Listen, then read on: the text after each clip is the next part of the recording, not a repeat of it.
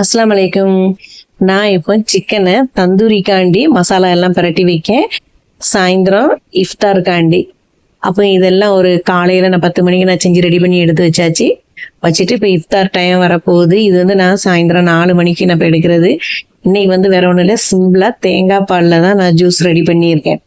அதுவும் போட்டுட்டு அதில் சப்ஜா சீட்ஸையும் ஊற வச்சு அதில் சேர்த்துருக்கேன். இன்னைக்கு ஜூஸுங்கிற ஐட்டத்தில் தேங்காய் பாலுக்கு நான் சீனி சேர்க்காம நாட்டு சர்க்கரை சேர்த்துருக்கேன். அதான் அதோட கலர் இப்படி ஒரு மாதிரி ஒரு லைட் ப்ரௌன் கலர்ல இருக்க மாதிரி இருக்கு.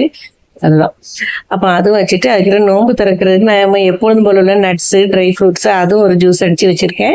அதுக்கப்புறம் டேட்ஸு செவ்வாழைப்பழம் அதுவும் எடுத்து வச்சிருக்கேன் நோன்பு திறக்கிறதுக்கு உண்டானது. அப்போ இது எல்லாம் முடிச்சுட்டு இதுக்கப்புறம் நம்ம தொழுதுட்டு மகரிப்லாம் தொழுது முடிச்சுட்டு கொஞ்ச நேரம் ஓதிட்டு இது வீட்லயே நான் செஞ்ச ப்ரௌனி கேக்கு ரொம்பவே சூப்பரா வந்தது. இதோட வீடியோ நான் எடுத்து வச்சிருக்கேன். நீங்களும் ஒரு தடவை ட்ரை பண்ணி பாருங்க. ரொம்ப ஈஸியா செஞ்சிடலாம் ப்ரௌனி கேக்கு. அதுக்கப்புறம் மகரிப் எல்லாம் தொழுது முடிச்சதுக்கு அப்புறம் ஒரு 8-8:30 மணிக்கு அப்புறம் தான் நாங்க திருப்பி நோம்பு கஞ்சி எடுத்து சாப்பிட்டோம்.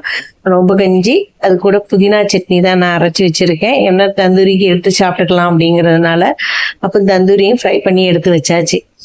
அப்போ இன்னைக்கு எங்க வீட்டோட இஃப்தார் விளாக் இன்னைக்கு இப்படிதான் முடிஞ்சது. சிம்பிளா இருந்தாலுமே ஒரு திருப்தியா இருந்தது. அல்ஹம்துலில்லாஹ் ரொம்பவே நல்லா இருந்தது. வீடியோ பிடிச்சிருந்ததுன்னா சப்ஸ்கிரைப் பண்ணுங்க. அலைக்கும் சலாம். நீங்களும் ஒரு தடவை ப்ரௌனி ரெடி பண்ணி பாருங்க.